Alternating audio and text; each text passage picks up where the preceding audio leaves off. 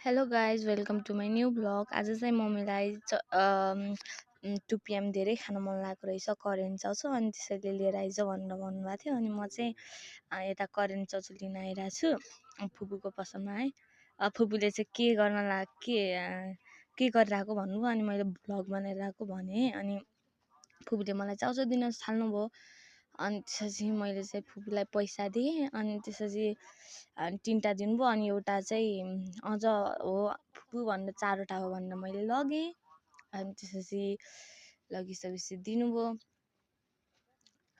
आज चाहिँ मम्मीलाई लास्टै करेन्ट चाउचाउ खानु मन थियो अरे कि। अनि मैले चाहिँ लगेर आइसकेँ। बाटोमा भाइ पनि भेट्यो।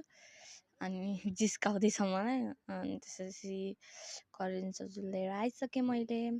अब बहिनी कतिखेर आउने हो स्कुलबाट।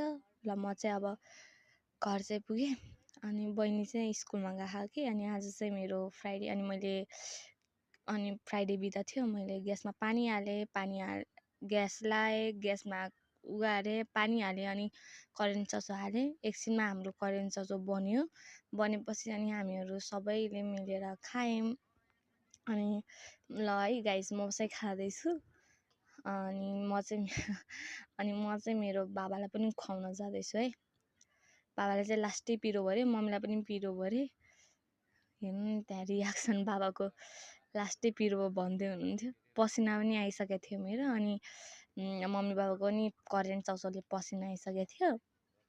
अनि मलाई चाहिँ हाँस उठिरहेको थियो उहाँको।